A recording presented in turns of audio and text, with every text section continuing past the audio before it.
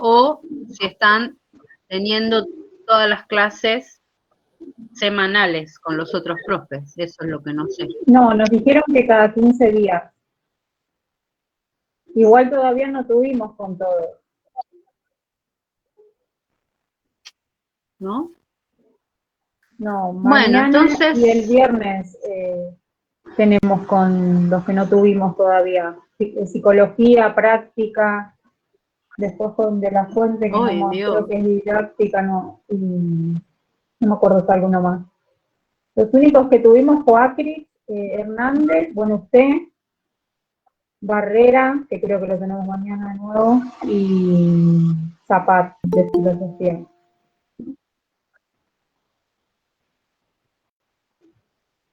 Tuvieron pocas. Oh, todavía les falta. Bueno, Usted no mandó no ningún sé, la trabajo, propuesta nada era todavía, esa. ¿no? No, no, no, no, no. Yo voy lenta hasta que no estoy este, bien Buenísimo. convencida que entendieron. No, no, no, no. Yo los chicos, miren, los chicos que me escuchan, bueno, ahora con esto de las clases virtuales medio, pero los chicos que venían, todas las clases me escuchaban, casi que, no digo que no tenían que estudiar, pero no tenían que estar ahí, o sea, iban leyendo, hacían un resumen y ya estaba. Es como que tanto que les repito, pum, pum, pum, les iba entrando. Sobre Sí, todo lo de vamos este tomando primer. apuntes. El segundo cuatrimestre es un poquito más denso, y corrí la estufa y ahora tengo frío en los pies.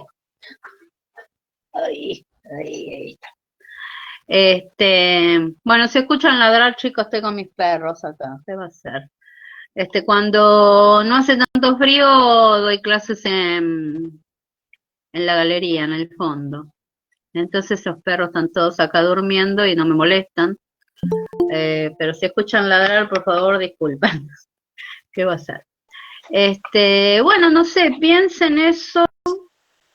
Fíjense qué días, miércoles tiene que ser, pero qué miércoles tienen libres, si hay algún profe que va a estar miércoles sí, miércoles no, bueno, Y entonces en el otro, el miércoles 26, que es el miércoles que viene, tenemos de nuevo filosofía a las 6:30, porque nos dijo hasta el 26, chicos. Así que de 6:30 a 8:20 debe ser igual que hoy. los chicos no me hablaron nada de filosofía, lo que me dijeron que ahora tenían a la Tuca, no sé, ¿ustedes también ¿Quién la es? tienen? ¿Quién es? Ah, entonces no. Es de Es una geografía esa profe que se profesora. recibió en el instituto, es de geografía, sí, pero bueno,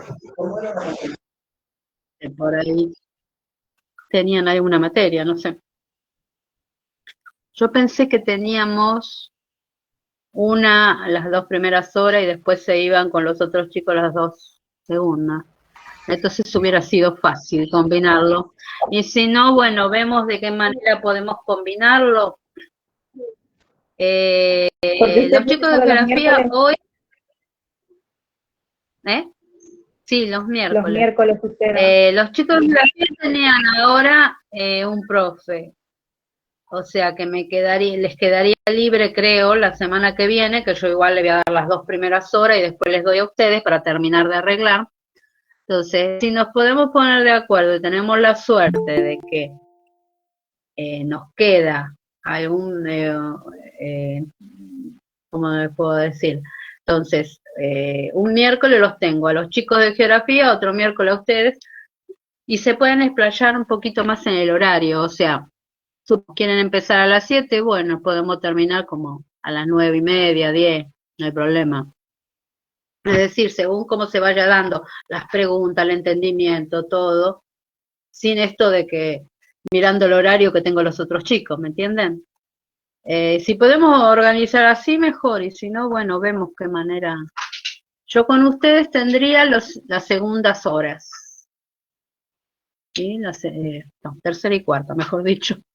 Las 2 primeras tendría desde 6:30 hasta 8:10, creo, con geografía.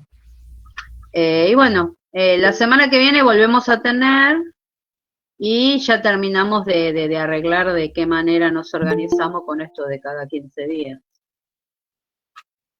¿Mm? Ellos parece que quieren organizar otro Classroom, qué sé yo, una cosa así. O sea que si ellos organizan otro Classroom, tenemos este Classroom nada más que para ustedes. Porque los chicos del 83, el instituto, armó una página rarísima que cuesta un montón para entrar. Bueno, y tiene una especie de Classroom. Encima, menos. No es tan... Acá tienen distintas partes. Pero bueno, tenemos que dar clases por ahí y los chicos me arman un Meet para poder dar clase, digamos, oral. Pero todo le tengo que colgar allá. O sea que ustedes quedarían solitos acá. Mejor, tienen un classroom para ustedes solos. Pero en el 83 es una... No, Dios, es más duro, hay que entrar 80 cosas distintas hasta que llego. No es como acá que quedo classroom y ya entro. Pero bueno, Entra por el 80 y llega al 83, ¿no, profe? sí, más o menos. Tengo que entrar, no sé, el próximo lunes va a ser muy Dios. Y pude colgar nada más que lo mismo que ustedes, porque no hay, no tiene Meet, no tiene nada, no sé para qué hicieron esa página, era lo mismo, para poder tener grabado lo que uno va subiendo, para tener el control, digamos. Yo no tengo ningún problema, si todos los directivos tienen, ahora los chicos armaron otro Meet, voy a comunicar a los directivos para que puedan entrar cuando quieran. No es que voy a tener un classroom oculto, digamos, no, pero bueno, qué sé yo, lo hicieron de esa manera, hay nuevos directivos, qué sé yo. Justamente pedí una reunión, la iba a tener hoy, no la tuve, no sé qué le pasa. Ahora quiere el viernes.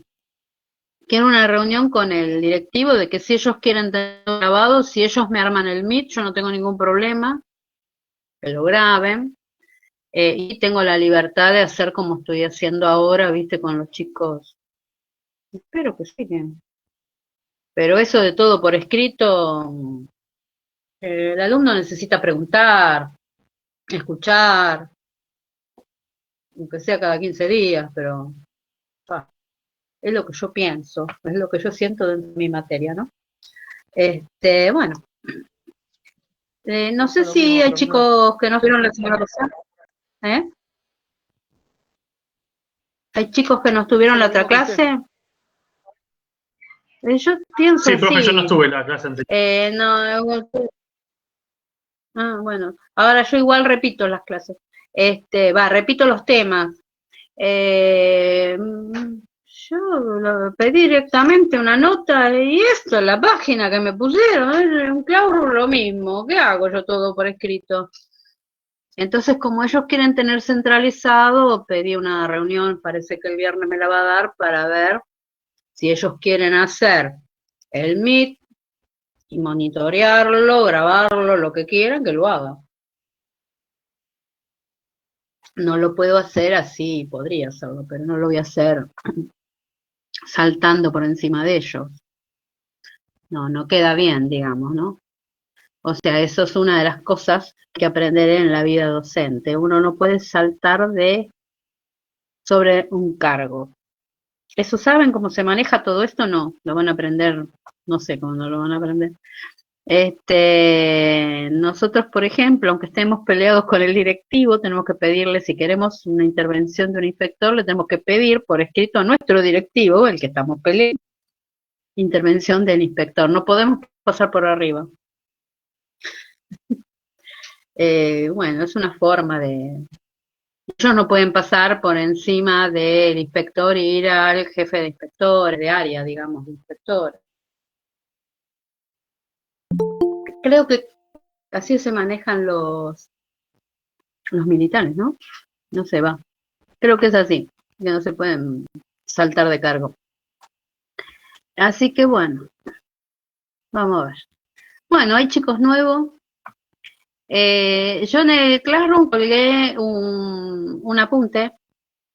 Es el primer capítulo de Lischetti, el que yo les comenté que es el que hasta el momento eh, el diálogo es justamente para un chico que empieza, es para los chicos de CBC, es para un chico que empieza una carrera terciaria de hablar con términos muy específicos. Es lo que yo creo, porque el chico aprende la mitad, le cuesta el doble, hasta que luego que entiende que esa palabra o esa frase quiso decir tal cosa, bueno, gasta un montón de tiempo. Entonces,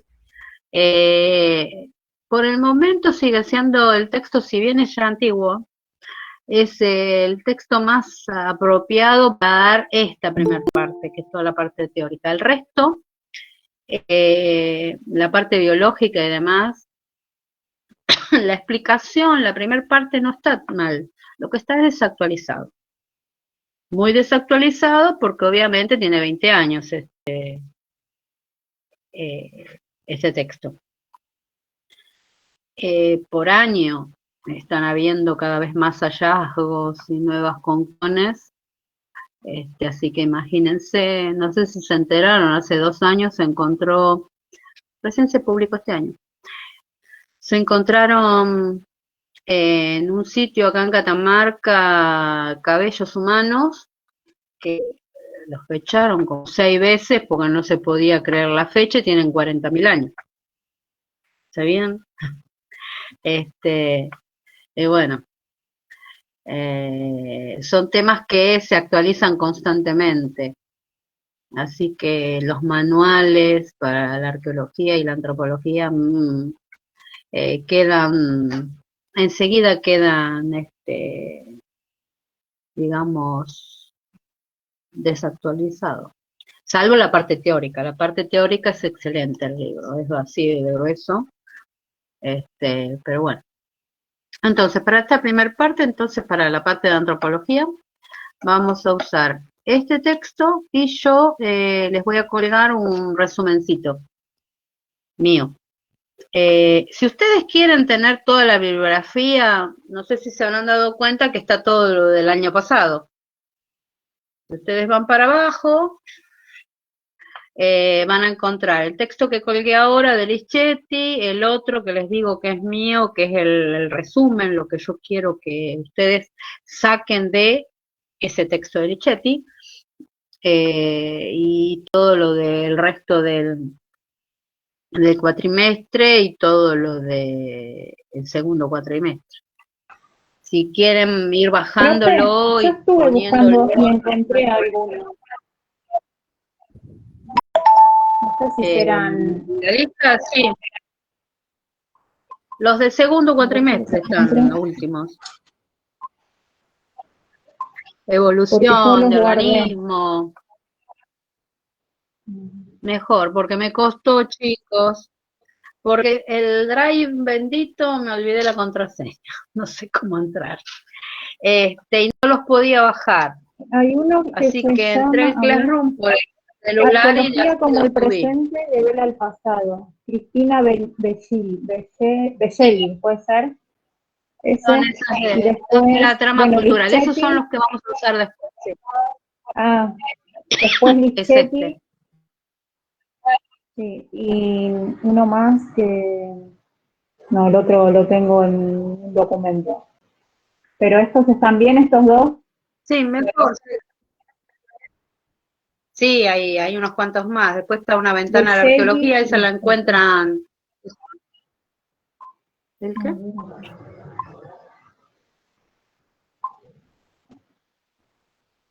qué? Una ventana de la arqueología es mío, lo tienen colgado en la web.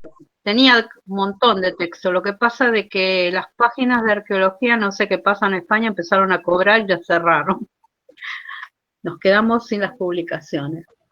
Eran todas publicaciones así por carrera. Sí. ¿Puede ser también? Ese es mío, es el resumen que yo te comentaba de este texto de Lischetti. Ah, Es decir, listo. Entonces los guardo. leando con tiempo, tranquilo. Sí, eso es lo que vas a usar ahora ya. El texto de Lichetti que les puse, que también lo tenés ahí, es largo. Ella pone muchísimos ejemplos, no se tienen que aprender los ejemplos. Ustedes son de historia y van a tener la tentación de aprenderse todo. Si quieren aprendérselo porque les gustó el ejemplo del grupo cultural y demás, bien. No es lo que yo les pido. Yo lo que voy a extraer de este texto es, primero, la definición de Levi-Strauss, que está adelante, arriba de todo, de antropología, que es la más amplia que hay. Segundo, ¿cuáles son los tres paradigmas del surgimiento de la antropología? El previo, el surgimiento y cuando se conforma el método de trabajo de campo. Ahora después lo explico. Después, bueno, los tres estadios de Morgan, que igual lo van a ver en otra materia. Yo solamente les pido los tres estadios que él plantea. Para la otra materia van a tener que estudiar cómo los subdivide, ¿no? Bueno. Lo otro que le pido son las ramas de la antropología. La antropología, bueno, les voy a dar toda la historia, les digo, pero tomen en cuenta, si ustedes buscan algo por la web, que hay dos paradigmas. La antropología... Profe, disculpe antes. Una pregunta. Era extraer de definición de Levi-Strauss, antropología, ¿y cuál era la otra? ¿Cuál es? Sí, la otra. Los tres paradigmas del surgimiento de la antropología. Igual está en el resumen ese mío. Ahí lo vas a ver así chiquitito, con todo lo que vas a leer en Lichetti. Pero usted va a te ayuda a interpretar. ¿Eh? Usted va a subir todo esto al El que Classroom. subió en el Classroom, claro, lo voy a ir subiendo. Y voy explicando. Y los resúmenes míos, en realidad son justamente lo que quiero que extraigan del texto. No todo. ¿Sí? Todos los ejemplos y demás que da, pueden aprenderlo o no. Pero no necesitan aprenderlo, no es lo que le voy a pedir. ¿Sí? Lo que quiero que tengan claro es que la antropología, nosotros tenemos el paradigma americano, se llama, americano-australiano. El paradigma americano, que en realidad lo utiliza también toda Australia, Asia, gran parte de África, divide la antropología en 4 ramas. Pero los mayores productores de libros y escritos y demás es España. Y España y los principales países, digamos, de Europa, divide la antropología en 2 partes, en 2 ramas. En este momento hay un despiole porque la arqueología es como una disciplina, ¿sí? Que, para ellos, que colabora con la historia y la antropología. Y en este momento, justamente, hay digamos, un movimiento de los arqueólogos que, bueno, están pidiendo de que se los tome como ciencia o sino que se lo incorpore dentro de la antropología como corresponde. O sea que ellos están en ese debate. Si ustedes entran a un texto donde dice que la antropología se divide en antropología biológica y social, es de la orientación europea. ¿Sí? Que es España, no sé si Portugal, pero España, Francia, Alemania, Italia y Holanda. Son los únicos países que tienen esa división. No han agregado, al resto los tienen como disciplinas. ¿Sí? O sea que puede llegar a haber un cambio, pero si llegan a entrar a un texto en el cual tienen descrito como dos ramas, ya hay, no es que sea malo el texto, está perfecto, pero pónganse la idea que es del paradigma europeo, ¿sí? Tienen muchísima producción bibliográfica, sobre todo en España, en Cataluña, pero bueno, por ejemplo, después, cuando vemos arqueología, en el registro arqueológico, también tienen una pequeña diferencia. Hay una parte que se divide en 4 en la arqueología y ellos lo dividen en 3. Hasta hace muy poco, el árbol filogenético europeo era diferente. A la cosa de 3 años hubo un gran descubrimiento en el cual reafirmó que lo que nosotros decíamos, nosotros digo americanos, todo el paradigma americano, australiano, africano y asiático, teníamos razón. Que Lucy afarensis es el que de alguna manera impulsa la evolución hacia los primeros Homo. Y ellos hablaban de que eran los afarensis. Como se encuentra todo muy fragmentado, no se podía tener claro, digamos, la evolución de determinados huesos.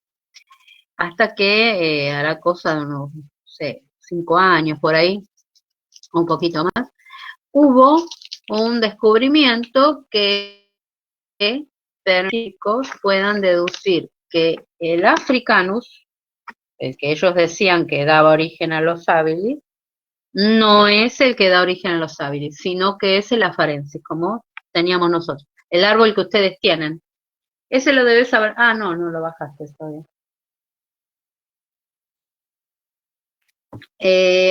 No descalifico la bibliografía europea, es más, a mí me llega mucho de allá. Tengo muchos contactos con toda la parte del sitio que se llama Atapuerca, que es uno de los sitios, en este momento creo que es el sitio mejor pago, ¿no? Mejor subvencionado, mejor dicho. Ahora estaba mirando uno de los textos que sacaron uno de los colaboradores, no el principal, y está a 10.000 pesos. O sea, tienen mucha producción bibliográfica de muy buena calidad en el contenido y en el libro, ¿no? Pero son caros. Si lo quiero hacer traer, y de 20.000 pesos no me baja.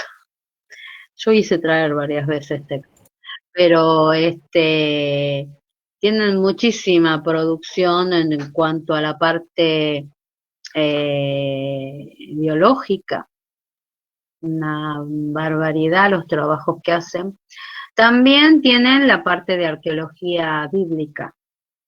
Acá no hay arqueología bíblica, es decir, una subrama de la antropología, que sería una rama de la arqueología que trata de acercar los relatos de la Biblia a elementos encontrados. Hay muchos sitios que se han encontrado gracias a los relatos y demás de la Biblia. Simplemente hay que hacerse la idea de, a ver, ¿qué le puedo decir ahora? ¿Qué modismo voy a volver a decirle los de mi época? Yo cuando era chica, se había puesto de moda de cuando uno decía, uy, este está medio loco, decir, este está el tomate. Bueno, no sé si alguna vez lo escucharon, pero pónganse a pensar. Esa frase, este está del tomate. 2000 años después, ¿qué puede llegar a entender? ¿Sí? Entonces, hay muchos fragmentos de la Biblia que hay que ponerse en el diálogo del momento e interpretarlo. Eso es lo que hace la arqueología, para realmente saber lo que está queriendo decir. porque si no vamos a entender cualquier cosa. Este está el tomate que puedes entender, uy, está todo colorado, no sé, cualquier cosa. Está loco, como se usaba en mi época. Entonces imagínense en 2000 años, más de 2000, todos los cambios en los modismos que hubieron y las pérdidas, ¿sí? De estos modismos. Y bueno, se están haciendo bastantes avances. Bueno, lo único que no coincidimos es en el origen de la Tierra. Ellos hablan de 4.004 años y desde la ciencia tenemos probado 4.600 millones de años. Bueno, puede ser, no es tan lejos, 4.000 empieza. Tal vez hay una mala interpretación. Bueno, y como eso hay un montón de cosas que podemos llegar a intentar salvar, hacer ese salto hacia qué es lo que nos quisieron decir. Es una rama de la arqueología que trata de acercarse a los libros o los relatos bíblicos y demostrar que eran relatos reales de la época, ¿no? Obviamente deben haber habido algunos cambios o agregados o algo así, pero tienen muchos hechos que ya fueron comprobados. Es interesante la arqueología bíblica. Yo me contacté una vez con un grupo, pero eran judíos, pero carísimo. Yo quería hacer el curso de arqueología bíblica así a distancia, pero era carísimo, ¿no? Yo 40 lucas por mes no puedo pagar. ¿Qué quieren que le diga, chicos? Un material bárbaro, las clases que dieron gratis de presentación, una belleza, pero no me da el cuero Profe, para un curso. Tampoco se utiliza acá. Sí. ¿te puedo hacer una pregunta? ¿Con qué se analizan los huesos antiguos? Los que no se analizan con carbono 14, ¿con qué se analizan? Hay muchísimas otras técnicas. El potasio argón, por ejemplo, termoluminiscencia, pero hay muchísimas. Pero no es el arqueólogo en sí o el antropólogo en sí el que hace la experimentación. Para eso se utilizan el trabajo interdisciplinario con físicos o químicos, según. Entonces, según lo que uno encuentra, en general, uno más o menos ya sabe, lo manda al laboratorio carbono 14 o esto o el otro, termoluminiscencia, acá, ya saben los laboratorios. Pero a veces nos encontramos con cosas y de acá, ¿cómo hago para sacar algo? Y ahí se acercan a los físicos y a los químicos y ellos te dicen, bueno, a ver, te propongo hacer tal y tal examen, a ver, podemos lograr tal y tal cosa. Los métodos de datación, no digo todos, pero en la mayoría son creados por físicos y químicos, no por arqueólogos o paleontólogos. Así que bueno, hay un montón. La dendrocronología, pero tenés que tener la suerte de tener árboles que te vayan representando los distintos momentos, entonces los vas encajando y vas viendo y podés más o menos datar. Y bueno, después yo trabajé en Perú y Bolivia cuando recién empezó la arqueobotánica. Los americanos, no sé por qué no venir para acá, y los americanos trabajan mucho con los australianos. Y a ellos les interesaba que yo vaya a un congreso en Bolivia a presentar un trabajo que yo había hecho, uniendo distintos trabajos anteriores de otros investigadores, y demostrando toda la red de caravanas de llamas y demás. O sea, autopistas había desde temprana edad que conectaban Chile desde Mendoza, por ejemplo, en Argentina, Chile, conectaba toda la parte del desierto de Atacama y toda la zona de Perú, obviamente pasando por Bolivia, y lo de la época de los incas. Ya era desde mucho antes, decían caminos de herradura. Bueno, yo encontré distintos trabajos de investigación y pude hacer un mix, una unión y demostrar que era todo, bueno, y bueno, la función del arte rupestre, pues yo hice una especialización en arte rupestre. La función del arte rupestre en esos lugares, que es importantísimo. Sobre todo encontré en el medio del desierto de Atacama rutas que vienen, ¿sí?, de Argentina hacia Chile, y hay sitios donde se han excavado y es evidente de que fueron, digamos, habitabilidad muy de pocas horas, pasar la noche, por ejemplo. Y el arte rupestre que tenés en el farallón, o sea, en la piedra donde ellos se guarecieron, coincide, ¿sí?, con, si vos bajás derechito a la costa de Chile, con los recursos que tenían a esa altura. Por ejemplo, había unos que parecían tipo barquitos, y conecta a esa misma altura en una zona que, porque no todas las zonas son posibles de aparcar. Y esa era una zona donde podían tranquilamente ir a buscar, por ejemplo, pescado, de pescadores, ¿sí? Que ahí seguramente podían estacionar, hubiera dicho yo, bueno, aparcar.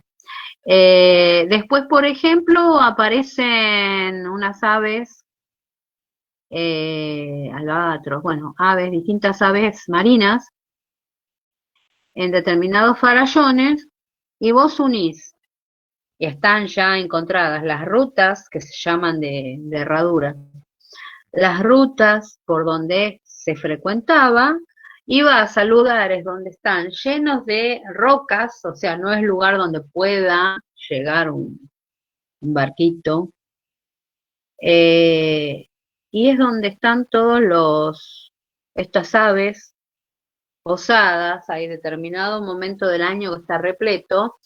¿Y qué es lo que está marcando? Que ahí había lugares de guano. Y en esos lugares donde estaban estas aves, había capas y capas de guano. ¿Saben qué es guano? La caca de estas aves. Sí, el Y eso se excremento usaba de las aves.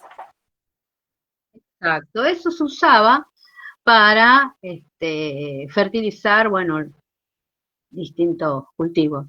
Es decir, el arte que estaba en esos farallones, o sea, murallas de piedra, de alguna manera, no todo, algo era arte, pero en su gran mayoría, algunas demarcaban, como si fuese un cartel, ¿sí?, de un negocio, demarcaban qué proveía la costa en ese lugar, si iban por ese camino en ese lugar. Bueno, y esos caminos que iban así, también se cruzaban con tres así, que iban de sur a norte hasta el Perú. O sea que, bueno, la forma de distribución de recursos por medio de caravanas se llama, no es de los incas. Ellos lo que hicieron fue perfeccionar eso que ya se venía utilizando desde mucho tiempo antes. Ya hay fechados y todo. Y los lugares donde hay pucará, el pucará de Tilcara no lo pudimos excavar porque lo excavaron hace tiempo y lo llenaron de cemento. Pero yo estuve en una excavación en el de Huella, que está ahí nomás. Nosotros durante la noche y a la mañana estábamos en el pucará. No sé si alguno conoce. El pucará, cuando vos vas a entrar, del lado izquierdo hay como una casita que tiene 3 ambientes.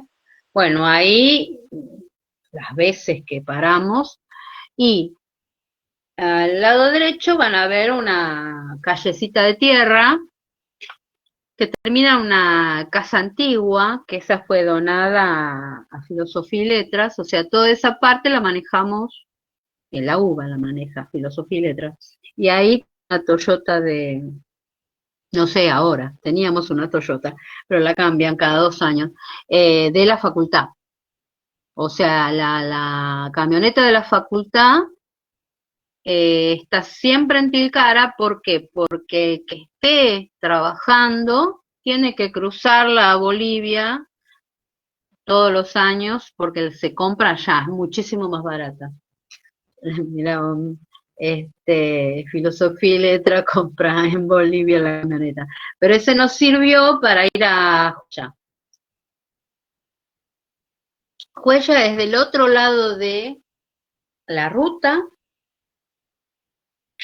Bueno, todo de piedra. Si no teníamos esa camioneta, no sé cómo llegábamos, y tenía 5 hilos, 5 ríos, ¿sí? El río Joya tenía 5 hilos o 5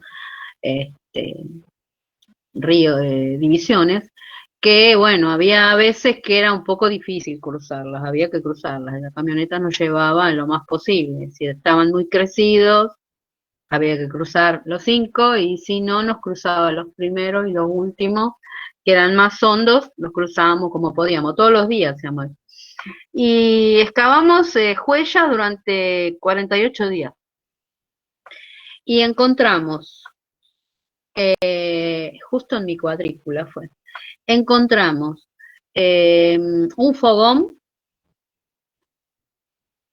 Huella es un pucará, como es Tilcara, es un pucará, es decir, los pucarás son incaicos.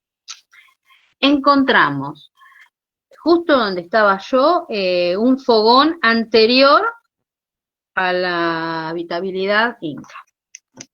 Así que estaba todo poblado, bastante poblado, toda esa zona, y todo Cordillera fue explotado casi de la misma manera, cada grupo se colocaba en un lugar y era necesario un conjunto de individuos que se dediquen a la redistribución. Eso no es invento inca. Ellos lo recontra aprovecharon y perfeccionaron, pero eso era normal porque en el medio ambiente de cordillera, altiplano también, es imposible tener todos los recursos necesarios para subsistir. Si estás asentado en un lugar, te va a faltar siempre algo. Entonces, desde temprano momento, los grupos se prepararon en colocarse en distintos lugares y explotar un determinado recurso, y había algunos individuos que se dedicaban a la redistribución. Es muy interesante toda esa parte. Y bueno, el trabajo que me pidieron, ellos me ofrecen que vaya al Congreso con todo pago, hasta la entrada, porque el que expone tiene que pagar mucho, no es barato exponer. Y a cambio de hacer el trabajo que necesitaban ellos. ¿Qué era lo que ellos necesitaban? Fue el primer trabajo de, no sé si vieron una casa antigua, las superposiciones que hay de distintos líquenes y helechos. Los líquenes, según la especie, tardan algunos hasta 700, 800 años en crecer una cosita así. Entonces, lo que ellos querían era de que yo extraiga de los distintos sitios arqueológicos, Tiahuanaco, todo lo de Cusco, todo eso, extraiga desde la roca con raíz y especifique dónde estaba ubicado, nada más, en qué parte del muro.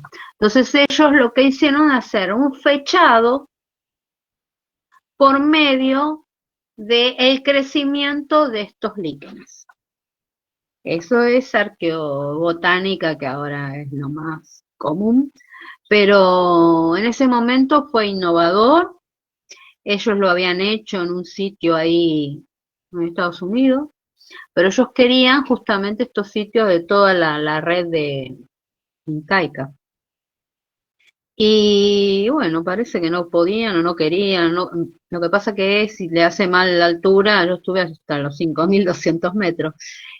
La cuestión es de que me proponen a mí presentar mi trabajo, pagarme todos los viáticos, me pagaron absolutamente todo, los viajes en avión, todo, de sitio a sitio, a cambio que les haga ese trabajo.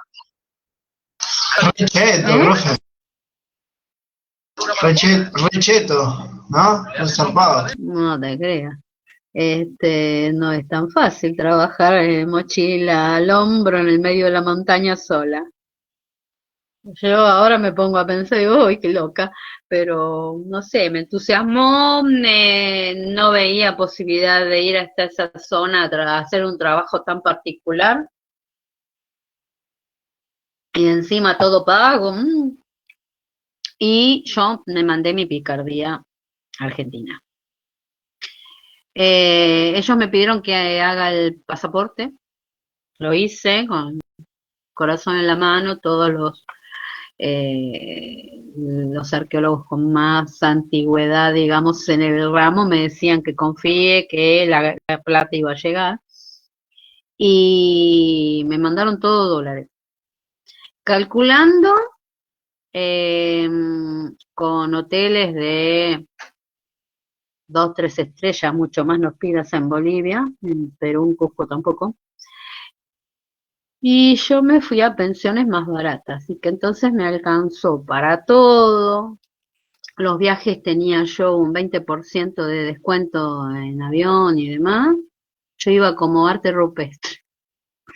Así me inscribieron, en ese tiempo estaban las líneas aéreas bolivianas, y me inscribieron como arte rupestre. Este era Risueño el nombre. Y me alcanzó para traerme algunas cosas o algo, no es que me avivé, sino de que reduje el nivel que ellos me querían brindar, me conformé con algo menos, para que tanto lujo, y me sobró re barato, era en Bolivia todo. Pero no mucho tampoco se podía, porque yo andaba con una mochila grande y una chiquita. En Bolivia trabajé y dejé todo en la pensión que estaba en Bolivia, en Cochabamba, dejé la mochila grande y me fui a todo Perú con una mochilita así. ¿En qué año fue eso, profe? Oh, ya hace como 20 y pico de años, chicos. Sí, 25 años más o menos. Profe, Sí, ¿qué sé pasó? que anduvo por Hablan ahí que en la ya ando. zona. Sí. ¿Tiene algo que ver Puma Pungo con lo que hicieron los incas o nada que ver? ¿Con el qué? Ah, Puma Punku. los, ay, qué lindo que es ese lugar. Pumapunku, yo para mí, por lo que yo vi, estaba muy destruido cuando yo lo vi, ahora lo reconstruyeron, la Puerta del Sol estaba también todavía quebrada, está reconstruida. Para mí es mucho más antiguo que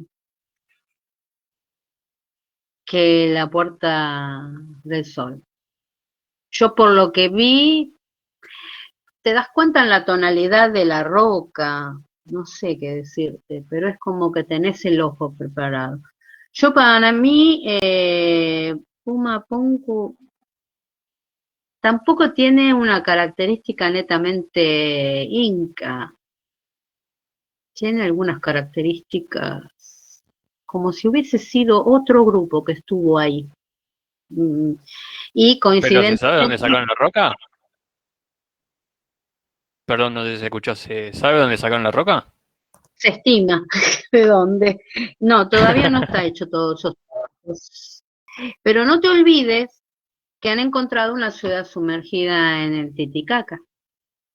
Ay, el Titicaca es hermoso, chicos. Es agua que ves todas las piedras allá abajo totalmente cristalina. Yo nunca vi una cosa así. Parecía que estaban ahí las piedras nada más. Es muy lindo ese lugar. No sé por qué no lo explotan todo eso turísticamente. Tendrían muchos lugares para trabajo para la gente, ¿no? Pero bueno. Sí, no, mi idea, no estoy en la investigación, pero para mí ese sitio tiene que ser, estimo yo, el sitio tal vez de los nobles de el pueblo que vivió cuando el Titicaca no tenía el nivel de agua que tiene ahora, y la ciudad que está sumergida. Esa es la idea que me hago yo, no es la conclusión todavía de los investigadores. Es por lo que yo vi. Para mí es más antigua que Tiahuanaco en sí. Así que bueno, está en estudio, se lo están reconstruyendo ahora, bueno, se están empezando a poner las pilas con los sitios arqueológicos Bolivia, que no le dieron importancia, o tal vez no es que no le dieron importancia, que ellos tienen un cierto respeto, yo creo que pasa por ahí, que el pueblo no querría que sea invadido eso que era su patrimonio, porque desde el momento que volvés a recabar todo, a tratar de reconstruir algunas partes y demás, obviamente va a empezar el turismo. Y eso es una invasión para ellos, yo los entiendo.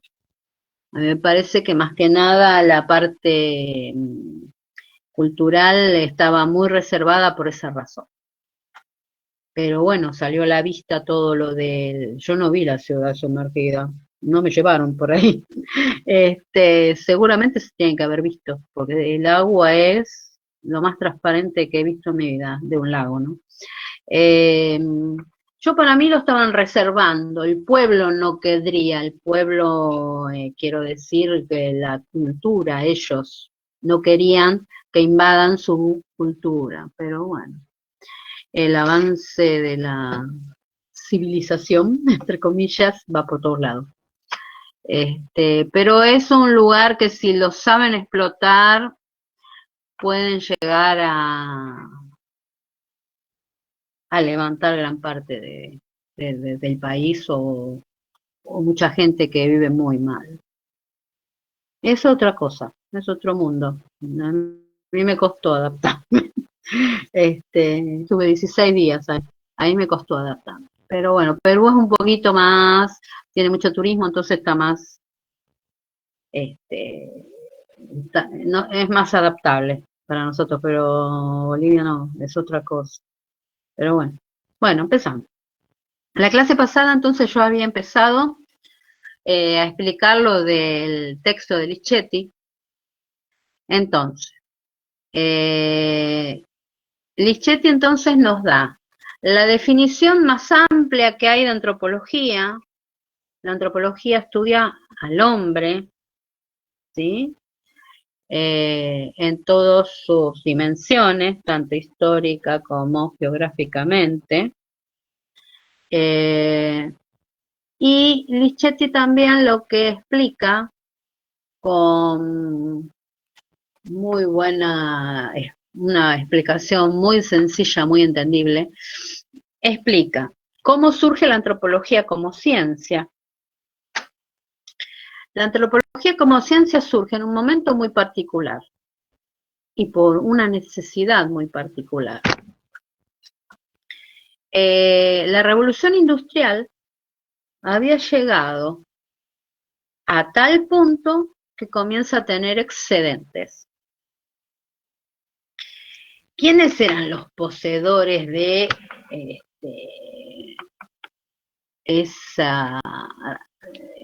el dinero para esa revolución industrial? En general los nobles. Ese profe, ¿Eh? ¿No son los burgueses? No, ya había. los reyes. No, es mucho después esto, ya había bancos, ya había todo esto. Lo estoy hablando de finales de 1800. No, sí, no, yo no te hablo de la Edad Media. Pero, ¿qué es lo que ocurre? Los poseedores generalmente de la riqueza y los que impulsaban esta revolución industrial eran los nobles. De mayor o menor jerarquía, eran los poseedores de, y siguen siéndolo de una manera o de otra, manejan siempre los hilos del poder. Entonces, ¿qué ocurre? Si ellos no conseguían dónde insertar lo que sobraba de su producción, ese crecimiento iba a ir para abajo. Se terminaba la revolución industrial. Cosa que no, ustedes ya vieron que estamos comenzando una nueva etapa, que es la etapa de la robótica, que va a cambiar muchísimo el panorama. Obviamente, un robot suple tal vez hasta 10 personas. No sé si, yo hace poco vi no sé si vieron ustedes, incluso, digamos, tipo mayordomo, una cosa así, una chica, vos la mirabas, sí, era una chica, no, era un robot. Le servía, le llevaba las cosas, le hacía todo. Eso que veíamos antes en las películas y nos daba gracia, ahora es real. La robótica es lo que va a cambiar las relaciones laborales. Ahora veremos de qué forma. Bueno, la cuestión es que en ese momento ya había un excedente y era necesario encontrar mercados donde ingresarlos. Pero el problema era que el resto del mundo tenían otros modos de vida y no había manera, no eran mercados. Entonces, ¿qué es lo que ocurre? Era necesario conocer a esos otros, conocer a cada grupo quién los manejaba, quién era el que tenía más influencia con el grupo, había que conquistarlos, entre comillas, para poder lograr lentamente convertir a ese grupo a una modalidad, ¿sí?, occidental. Entonces, crearle la necesidad de consumir esos productos. No era un trabajo fácil, era necesario conocerlos. Entonces, los grupos etnográficos, esos otros diferentes a los europeos, a los occidentales, se conocían hace rato. Aparecían en los relatos de Marco Polo, en los relatos de las caravanas que iban a buscar seda, porcelana, a China, alfombras, especias. Pero ¿qué es lo que aparecía en esos relatos? Ellos circunstancialmente se cruzaban con un grupo que estaba haciendo una festividad o lo que sea y relataban lo que les llamaba la atención. Nos cruzamos con un grupo de, qué sé yo qué palabra usarían, porque seguramente lo habrán puesto de la manera más sencilla, bueno, de aborígenes, todos pintados, semidesnudos, bailando alrededor de una hoguera. ¿Sí? Entonces se relataba lo que se veía, pero no había un estudio de esos otros. Se sabía que había grupos así, así, pero no había un estudio de cuál era su modo de vida, sus recursos, y religión. Bueno, la cuestión es que era evidente que era necesario conocer todos sus aspectos para poder encontrar la llave para lentamente ir doblegándolos, cambiándolos hacia el modo de vida occidental. Entonces, el momento en que había gran cantidad de conocimiento de estos otros, por relatos y demás, es el momento en que le llamamos paradigma iluminista. ¿Mm? El paradigma iluminista es el que ve al salvaje, ¿sí? Ahí, bueno, cerca del origen, nada más. No lo ven ni malo, ni incapaz, ni nada por el estilo. Ya cuando llega este momento,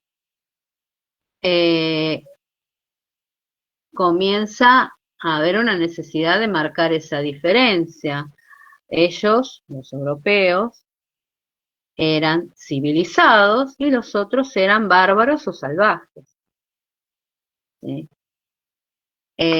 Pero eran los que les iba a permitir seguir con su negocio.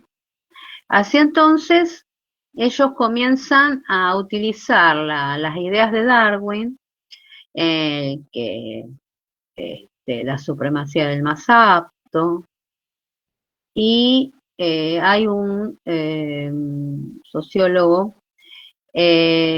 Morgan, que nos habla de cómo fue la evolución de una sociedad.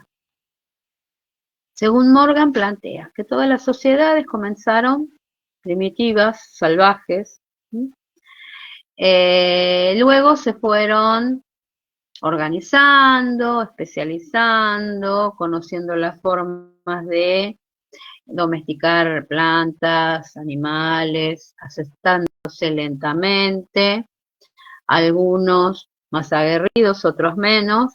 Entonces la segunda etapa era la bárbara, ¿sí? Salvajes, bárbaros, y ellos, en la parte de arriba de la pirámide, eran los únicos civilizados.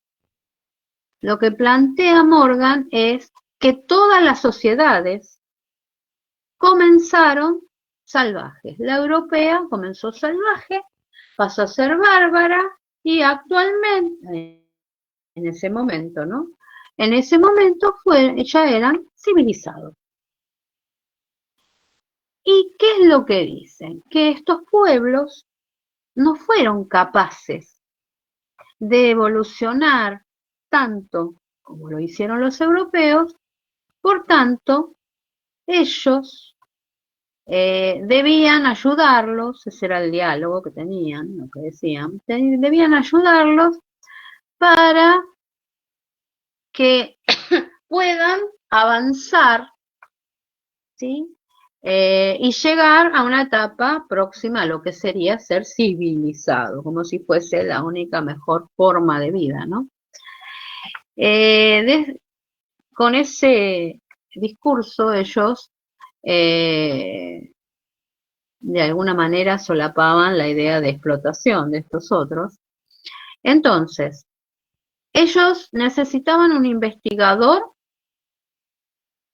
que vaya a cada uno de estos distintos grupos e identifique cuáles eran las personas, líderes, jefes, chamán, lo que sea, que influenciaría al resto del grupo, en la aldea, o si es un cacicazo, al resto del grupo para comenzar a desear ese producto que trae el europeo y comenzar a cambiar. Entonces, era necesario que este investigador vaya a este lugar y tome nota. Bien. En este segundo momento, que es cuando surge la antropología como ciencia, porque el otro es el momento previo, el iluminismo es el momento previo a que surja como ciencia. Se los conocía, pero no se los estudiaba. Durante el evolucionismo, el paradigma evolucionista, se plantea todo esto y es cuando surge la ciencia antropológica, el científico, el antropólogo. Bien, estos primeros antropólogos viajan hacia el lugar que le designaron, toman nota de todo lo que ven, regresan y no tienen una información que sirva. Así es como ya desde los mismos antropólogos empiezan a plantear que ese no podía ser el trabajo, que no iban a tener un resultado. Entonces ya se comienza a plantear la idea de que era necesario permanecer gran cantidad de tiempo en el lugar, compartir la mayor cantidad de actividades con el grupo, hasta lograr que el grupo los perciba como uno más. Y ahí es recién el momento donde el grupo deja ver todas las instituciones de esa sociedad, cómo se manejan. El primero que redacta esto, y muy bien, fue Malinowski en Los Argonautas del Pacífico. No es el que dio la idea, sino que es el que lo redacta y termina de plasmar, esto es necesario hacerlo así. Así es como comienzan entonces las campañas más largas. Los antropólogos pasaban gran cantidad de tiempo mimetizándose con los aborígenes que estaban estudiando, y cuando comenzaban a ver que ellos eran tomados como uno más, ahí recién agarraban la libreta y empezaban a redactar todo lo que veían. Esa redacción, donde está todo mezclado, lo que van viendo, ¿sí? Todas las actividades, ese librito de campo o libreta de campo, ese es un trabajo etnográfico. Es el trabajo del antropólogo en el campo. Sería un etnógrafo. Es un antropólogo, pero está haciendo una etnografía. Bien. Esa etnografía, ese librito donde está todo mezclado, ¿sí? Quien da las órdenes y organiza a los cazadores, quién organiza las que van a tejer, quién organiza o de qué manera se organizan las que van a ir a recolectar verduras, lo que sea. Todo eso mezclado es la etnografía, pero para poder entender era necesario depurarlo.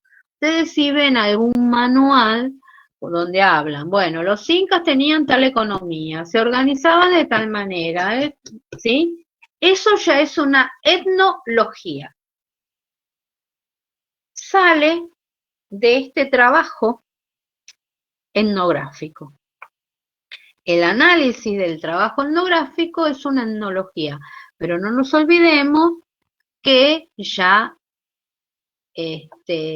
no estamos viendo al grupo aborigen directamente, como lo redacta el etnógrafo, sino que está sesgado según la idea del que hace la etnología.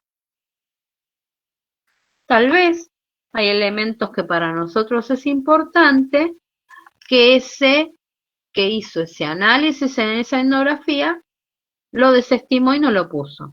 ¿Por qué digo esto? Porque tal vez en algún momento ustedes tengan que hacer algún trabajo de historia y estén leyendo bibliografía y ven que uno le está entusiasmando, pero dice, según la etnología de fulanito de tal, y seguiría, no se confíen de la etnología.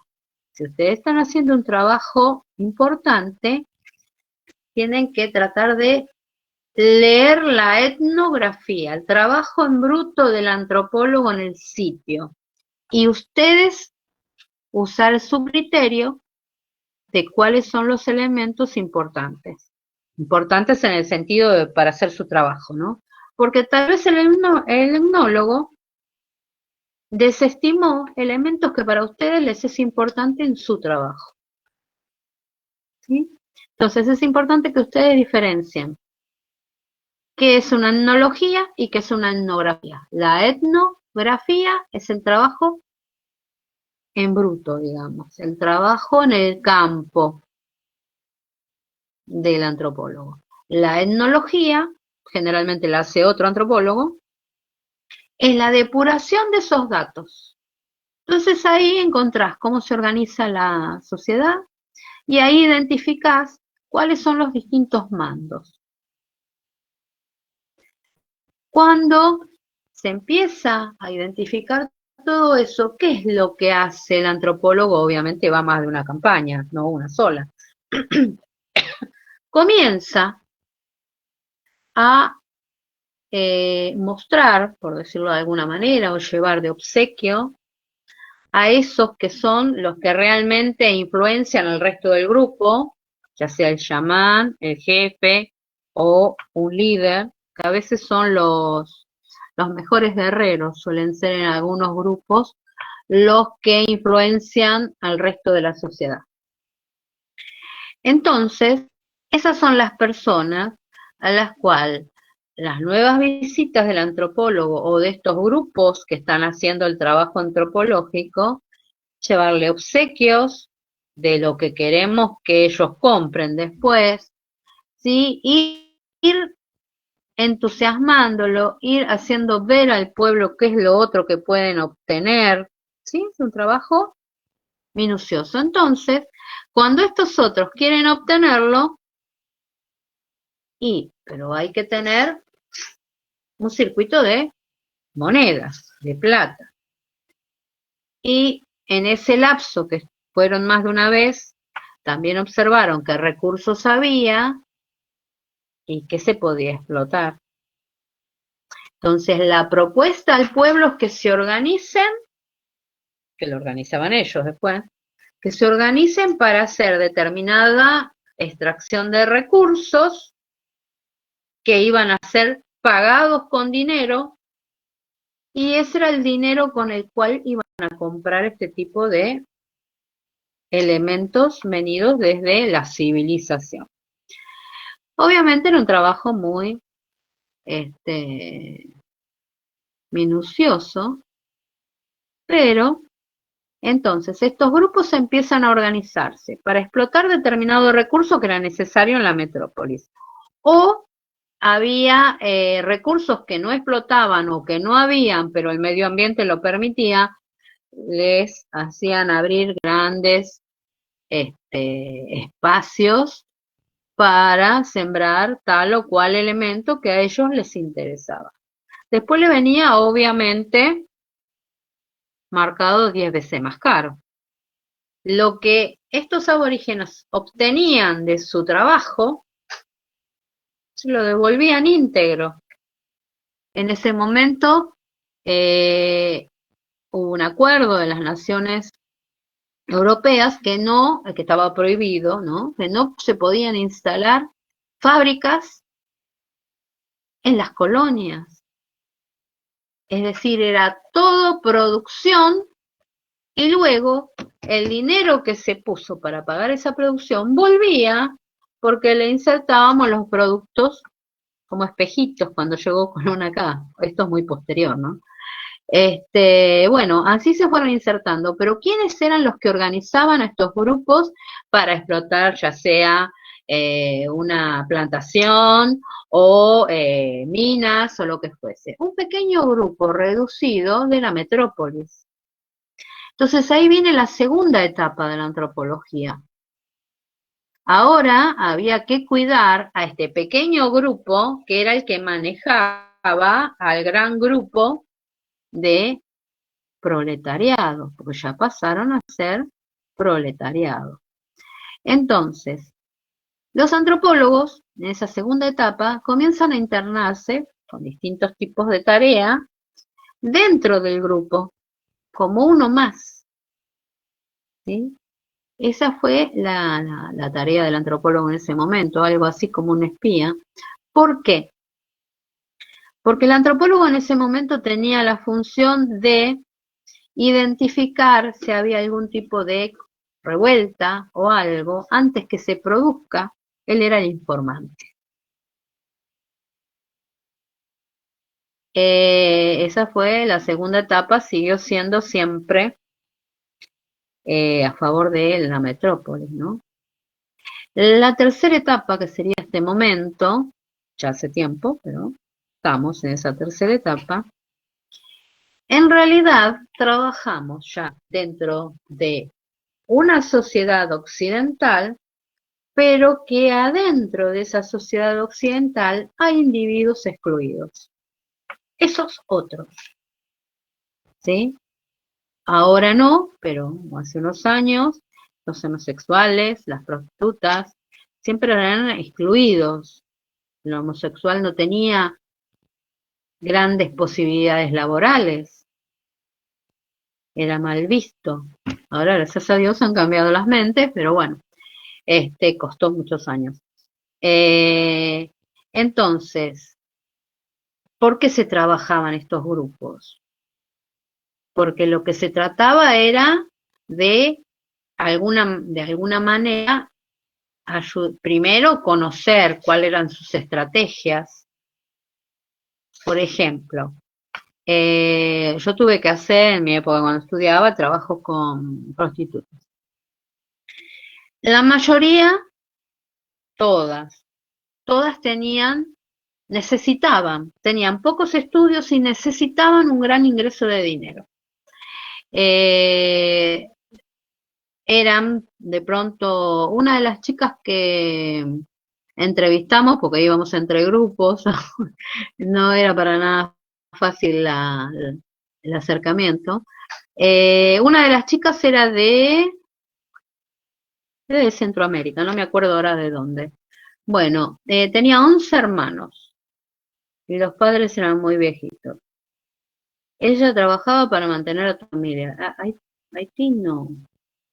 Bueno, una de estas islitas, ya ni me acuerdo. Bueno, ella trabajaba, necesitaba mantenerse ella acá y mandar dinero para que coma toda la familia. Y otras eran todas muy jovencitas con chicos. Era muy común que se excluya en ese momento a las mamás solteras. Eran vistas como, bueno, a veces las familias no las aceptaban, las echaban. Y bueno, tenían que mantener a la criatura. No tenían apoyo de nadie. O sea, estas personas, ¿qué nos estaban transmitiendo? Que no llegaron a esa actividad porque les gustaban. Habrá la que les gusta, no digo que no. Sino que no les quedó otro camino. Y todas hablaban de ahorrar dinero para más o menos, todas hablaban 30 y pico de años, poder tener chicas a su cargo, dejar de trabajar de eso. Todas, no hubo una que no nos diga, bueno, de las que entrevistamos, que no nos diga eso. O sea, ellos no querían permanecer en ese trabajo. Bueno, y como eso siempre se hicieron trabajos así de investigación de estos otros, ¿sí? Buscando los motivos, en este caso de las prostitutas, cómo llegan a esto, y encontramos también que querían salir de eso lo antes posible. Bueno, entonces siempre lo que se hacían eran trabajos para lograr colaborar en mejorar el nivel de vida de esas personas. Los últimos trabajos, estos últimos 20 años, ya son los trabajos sobre cartoneros y demás. Se los ha ido organizando, los grupos de antropólogos primero ha intentado ver cuáles eran las estrategias de ellos, qué era lo primordial. Y yo tuve en una escuela, creo que les conté el otro día, una situación que me dejó muy helada, de un alumno que era un genio, el pibe, ojalá que haya podido seguir. Y siempre me faltaba, qué sé yo, bueno, estábamos llegando a fin de año, me debía un montón de trabajos y le di una oportunidad, le dejé el promedio abierto para que me entregue determinado día y no llega ese día. No, me trae, yo lo aplazo. Después ya era una etapa donde había que prepararlos, lo que se llevaban, lo que no se llevaban. Bueno. Me dice, y profe, ¿sabe qué pasa? O sea, él era estaban acostumbrados a salir a la mañana con el carro, recolectar todo lo que necesitaban y después iban todos al colegio. Él era el único que estaba en el secundario. Y me dice, lo que pasa es que no sé, no encontramos todo lo que necesitamos, no recolectaban todo lo que necesitaban en la mañana, y la estrategia de esa familia era, los más chiquitos tienen que tienen que aprender a leer y escribir. Iban al colegio, y él que ya era grande y estaba en el secundario,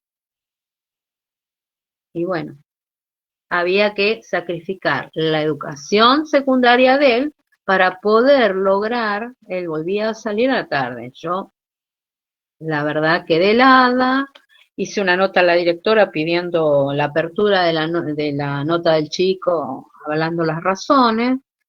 Bueno, el pibe me trajo después los trabajos y era un pibe para aprobarlo, porque era un geniecito. Pero fíjense cuál era la estrategia de esta familia. Mínimo necesitamos aprender a sumar, a leer, a escribir, a firmar. Bueno, los chiquitos tienen que ir a la escuela. El más grande ya aprendió todo eso. Bueno, cuando se pueda, vas a poder ir. Ahora tenés que ir a trabajar para la familia. ¿Entienden? Bueno, lentamente en algunos lugares se pudo organizar a esta gente como para que vaya mejorando su situación de vida. Y bueno, y de alguna manera ese es el trabajo que se sigue haciendo, ¿no? El antropólogo trabaja dentro de nuestra sociedad y sigue trabajando con los excluidos, con el otro que, fíjense el gran cambio, las primeras 2 etapas se trabajaba para el que tenía, y ahora se trata de trabajar para el que menos tiene, por decirlo de alguna manera, o no encuentra la manera de insertarse laboralmente o algo, para tratar de insertarlo a la sociedad occidental. Esa sería, digamos, la etapa actual, ¿no? Profe, De una manera o de otra. Sí. y más o menos, ¿en qué año se produce este cambio de la segunda a la tercera etapa? ¿Cuándo Cuando arranca? comienza a haber cambios arrancó ya cuando se estaba haciendo todavía los trabajos con prostitutas y todo eso, había también trabajo con cartoneros. Cuando comienza a haber un cambio de mentalidad y ya no hay una exclusas otras personas, comienza a ver lentamente una mirada no despectiva de estas personas. Entonces ahí es donde el trabajo intensivo de este tipo, y tendrá unos 15 años más o menos, pura y exclusivamente, 15, 18 como mucho. Pero fíjense que cuál es la función ahora. Está bien, tratar de cambiarle el nivel de vida, tratar de insertarlos laboralmente a la sociedad occidental. O sea que va a llegar un momento en el cual todos, Dios quiera, estén insertados laboralmente en la sociedad occidental. Bueno, tendrá que volver a cambiar su objeto de estudio y volver a buscar otro tipo de excluido, que no sé, no se me imagina en este momento qué puede ser, pero ya van a surgir, porque vivimos en una sociedad muy peculiar que siempre hay alguien que no encaja para la mente de la mayoría de, de la sociedad, ¿no? Y es el maltratado, el excluido, bueno. Y ahí seguramente irán los antropólogos para tratar de mejorar su situación. Pero fíjense el gran cambio que hubo. Bueno, esta sería la historia de la evolución y los grandes cambios de la antropología social, la que dio el origen a la ciencia antropológica. Ahora bien, la antropología tiene 4 ramas, todo relacionado al estudio del hombre, pero desde distintos objetivos. El único que trabaja directamente con individuos vivos, coetáneos al investigador, es el antropólogo social y cultural. Después, lo que se empezó a incorporar después fue lo que ahora se llama arqueología, que en realidad empezó mucho antes que la antropología en sí, que eran los anticuaristas, aquellos fanáticos que les gustaba tener las vitrinas, yo digo fanáticos, pero a mí también me gustan, las vitrinas llenas de cosas antiguas o cosas raras, exóticas, de otro lugar, ¿sí? Que como mucho tenían el nombre de dónde lo trajeron o tal grupo lo usaba para tal cosa, punto. O sea, no había un estudio de todo el entorno de ese elemento, de la sociedad que lo fabricó, para qué lo usó. Estos anticuaristas lentamente, obviamente todo esto está relacionado con los cambios de mentalidad de la sociedad, que cambia constantemente. Entonces, esos elementos comienzan a generar interrogantes. Entonces estos anticuaristas comienzan a tener la tentación de ¿y para qué servía? ¿Y cómo era la sociedad que los fabricó? O si eran, por ejemplo, las mandíbulas de los erectus de Asia son los que muelen para hacer las pócimas todavía, las mezclan con raíces y cosas así, bueno. Tenían eso, unos grandes molares así y así de grandes. ¿De quién era esto? ¿Por qué tenía tanto? Bueno, algunos comienzan a investigar una cosa, otros otra, o sea, lentamente comienza a haber una investigación en torno de todos esos elementos que por mucho tiempo ocupaban un estante de la vitrina. Entonces comienza a tocarse el hombro de un científico, de esto, del otro, para que le vaya explicando esto, aquello, obviamente dentro de lo posible en ese momento.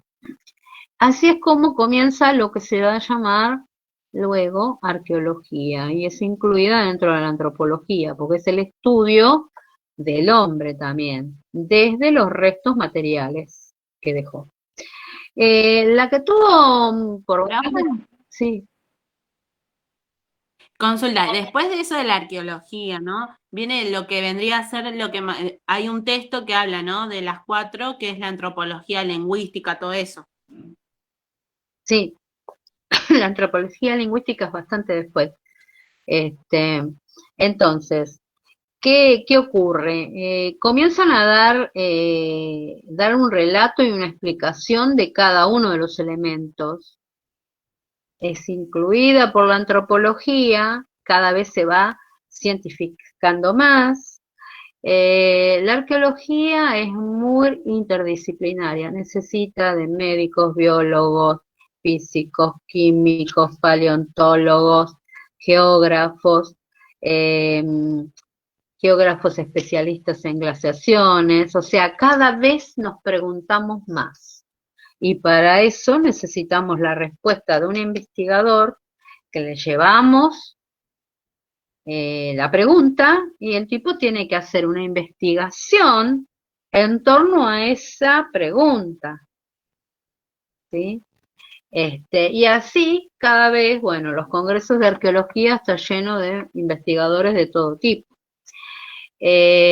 Así lentamente llega a los años 60 y en los años 60 da un vuelco terrible donde se vuelve terriblemente científica. Después lo van a ver, los distintos métodos, todo. Ya no era agarré dos cositas y escribo cómo era esta sociedad, no. Primero me tenés que demostrar todo lo que me estás diciendo, si no, no se acepta, ¿sí? Y en ese transcurso, un poquito antes del nazismo, comienza lo que se llamaba antropología física. El interés de las diferencias, encontrar las diferencias y midiendo las diferencias del fenotipo, es decir, de la altura, del largo de los huesos, de la circunferencia de la cabeza, no vas a encontrar una diferencia. Porque el ser humano, ¿sí? El Homo sapiens sapiens es todo igual. Es como el huevo adentro, son todos iguales. La cáscara puede cambiar, el tono, lo que sea, pero sí, el fenotipo, el color de piel, la altura, sí, el pelo rizado, lacio, lo que sea, puede cambiar, pero en sí la capacidad del ser humano está en todos.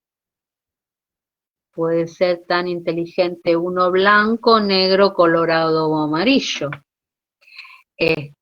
Bueno, pero lo primero que se quería es encontrar la diferencia. Si encima me empieza el nazismo, y el nazismo lo agarra, pone en plata, porque quieren encontrar la diferencia y cómo lograr identificar los rasgos de la raza aria. Imposible, no encontraron nada, obvio. Cuando termina el nazismo, este auge de las medidas y las diferencias cae en desuso, pero paralelamente ya la antropología, la arqueología había empezado a hacerse el interrogante comienzan a excavar distintos enterratorios, empiezan a excavar pequeños cementerios y ¿y por qué? En determinado lugar que coincidiría más o menos la misma fecha, hay tanta cantidad de niños, ¿sí? Entonces, era necesario un antropólogo que de alguna manera se especialice en biología, ¿sí? Que tenga un puente con la medicina y demás. Entonces, así se identificaron un montón de problemáticas, por ejemplo, las que les digo yo, en una zona donde hay gran cantidad de tumbas más o menos fechadas en el mismo lapso, son todos niños. Y se puede identificar una determinada enfermedad, ya empiezan a intervenir los médicos. ¿Cómo se identificó la alta mortandad de los americanos cuando llegó Colón a América, que fue por sífilis y eso? Bueno, encontraban los huesos llenos de agujeros y el médico era el que te decía, tal enfermedad causa esto. Y era el que te hacía el análisis o te orientaba a qué tipo de estudio hacerlo para identificar qué enfermedad. Bueno, todo eso comienza a recaer en un conjunto de antropólogos que ahora estarían dentro de la orientación de antropología biológica. ¿Sí? Es una rama. ¿Sí? El que hace antropología biológica, por ejemplo, acá en La Plata, está dentro de ciencias naturales, tiene todo lo de biología, zoología, y ellos están preparados para contactarse con los médicos y demás y identificar determinadas cosas. Ellos también son los que se contactan con los genetistas. La antropología genética en este momento es lo que más datos nos da en todo lo que sea evolución. Bueno, eso se encarga la antropología biológica. Fíjense, de empezar a buscar las diferencias para ver las diferencias de las razas, como se decían, ahora sí se trata de encontrar un montón de elementos que antes ni se nos ocurría pensar, ¿no? Y en ese mismo lapso es cuando comienza a haber conjuntos de antropólogos que descubren que algunos vocablos de lenguas, por ejemplo, norteamericanas, tienen una raíz, o sea, una partecita del vocablo, es idéntica a alguna palabra en Asia. Cuando comienzan a estudiar y demás, observan que esas raíces, ¿sí?, son idénticas y tienen casi el mismo significado. ¿Qué nos está diciendo eso? Que hubo migración, hubo contactos de grupos, ¿sí? Bueno, ello nos aporta justamente ese tipo de datos. Es decir, primero se forma la antropología social y mientras va cambiando la antropología social van agregándose otros intereses antropológicos y van conformando, ¿sí?, estas otras tres ramas. Fue todo muy lento, pero bueno. Esto es con respecto a la antropología desde el paradigma americano-australiano, que sería América, Australia, África, casi todo África, y Asia. Que sería el paradigma que más se utiliza, el que divide en 4 ramas, salvo el europeo, que son algunos países que lo divide en 2, biológica y social. Para ellos, la lingüística es una especialización de lingüística antropológica y la arqueología es una disciplina. En este momento justamente se está, digamos, tramitando, por decirlo de alguna manera. El aporte de la arqueología es a la historia y también la prehistoria, pero egiptología lo trabajan muchos arqueólogos, pero es historia lo que rescata. Entonces, lo que ellos quieren es que la conviertan en una disciplina, una ciencia, o en su caso, que sea como el paradigma americano, que forme parte de la antropología, que sea una ciencia. Eso sería, bueno, todos los vericuetos de las distintas ramas, cómo fueron incluyéndose, y cada una de las ramas están teniendo gran cantidad de subramas, porque a medida que uno va conociendo, se va dando cuenta que algunos se tienen que especializar en una cosa, otros en otra, y luego, ¿sí?, armar el rompecabezas. Entonces, bueno, tienen antropología subacuática, la especialización en arte rupestre, tenés un montón de otras cosas, todo alrededor de, por ejemplo, la arqueología. ¿Sí? Y bueno, y en cualquier congreso, sobre todo de arqueología, tienen de todo tipo de científicos, de lo que hasta arquitectos.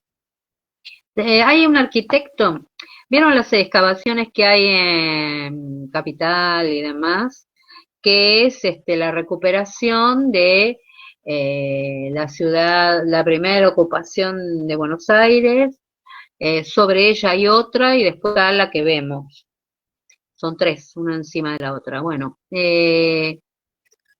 un arquitecto le dan el trabajo de recuperar una casa antigua para el Zanjón de Granado. No sé si alguien lo conoce. Búsquenlo. Yo tengo que ir a la Plaza Mínima, que es también del mismo dueño. Es un Zanjón de Granados, es un sitio bastante lindo para ir a ver. y ves las 3 ocupaciones. Bueno, el dueño compra un espacio para hacer restaurante antiguo y de mucho nivel para recibir turismo extranjero o grupos para congresos y demás, y después pasearlo por la casa del Sanjón de Granados, que es muy particular, es una de las primeras casas de conventillo, son grandes habitaciones, el piso lo dejaron plastificado, una belleza, y una entrada de carreta al costado. Y bueno, baños y cocinitas chiquititos por allá, pero para las familias alquilaban una gran habitación. Es muy interesante ver todo eso. Y le pide al arquitecto, este hombre, que le releve, ¿sí?, la cisterna, que está toda recubierta con pequeñas cerámicas coloradas. Cuando el tipo la releva, le dice, mire que abajo hay otra casa. Y bueno, encuentran 2 ocupaciones abajo. Compró este hombre, generalmente uno compra la parte aérea, no, este compró la parte subterránea de los vecinos y fue excavando porque justo las casas que compró pasan abajo, la ocupación de abajo, donde pasan unos arroyos. Entonces, las ocupaciones que estaban abajo, eso era el fondo de la casa, y habían hecho canales, habían canalizado el arroyo para poder ocupar el... Bueno, es re interesante. Escuchan hasta, tienen un amplificador y escuchan la caída de la napa de agua. Clink, clink, clink. Está muy interesante, tiene buenas guías. Lo único que hay que pagar, porque no es del Estado, es particular. Pero bueno, ese arquitecto se tuvo que especializar tanto en arqueología. Recuperó restos de losa, de vidrio, de esto, del otro. Se tuvo que especializar tanto que el tipo ahora se ocupa de hacer todo lo que sea arqueología histórica de toda la zona de Buenos Aires, con arqueólogos. Pero Javelson es una risa, porque uno lo que menos va a pensar que un arquitecto se va a transformar en arqueólogo. Y bueno, él le pasó eso. Él se tuvo que hiperespecializar para darle el servicio a este tipo. Entonces se metió en el Museo Etnográfico que está ahí cerca con todos los arqueólogos. Los relevamientos, todo lo hacían arqueólogos, pero él fue aprendiendo. Y bueno, y de eso hay de todo, biólogos, de todo. Bueno, hasta ahí llegamos a las 4 ramas y los 3 paradigmas del surgimiento de la antropología como ciencia. También algo les relaté lo de Morgan, los 3 estadios que él plantea. Para mí lo único que tienen que estudiar son justamente esos 3 estadios, no la subdivisión que sí se la van a dar, no me acuerdo en qué materia, pero en otra materia le dan la explicación de cada una de las etapas y cómo se subdivide. Eso es para el otro profe. Para mí, con que ustedes identifiquen esa pirámide que él plantea y que de alguna manera es la base e impulsa todo esto de los antropólogos, con eso basta. Y bueno, no sé, tendrían que leer el texto, ver qué preguntas les surgen, y me falta algunos que otros detalles. Todo esto estaría dentro del primer trabajo práctico. Es cortito, es sencillo porque es leer e interpretar el texto y darle la lógica, ¿no? El otro trabajo es un poco... Perdón, profe, que me interrumpa. Sí. Es que está súper interesante lo que nos está diciendo. Son 10:10, ya nos repasamos y discúlpeme, tengo que salir. Bueno, dale. Mi cuerpo pide salsa, profe, o tuco. Bueno, está bien. Bueno, chicos, hasta la semana que viene hacemos lo mismo, me arman un... ¿Está? Bueno. Bueno, profe, nos vemos. Buenas noches, profe. Hasta luego. Uy, se me fueron todo. Profe, le hago una consulta. Ay. El trabajo, Sí, sí, decime. el trabajo que hay que hacer es solamente como guía de lectura. No hay que enviárselo, ¿o sí? Sí, me lo tienen que enviar. Yo le puse guía de lectura porque siempre le mandé a hacer guía de lectura a los pibes, pero no para que me lo envíen y ahora lo usé para como parcial, ¿no? Quedó ahí. Está bien. En realidad la idea es que en general este primer trabajo sale bien, porque más claro imposible.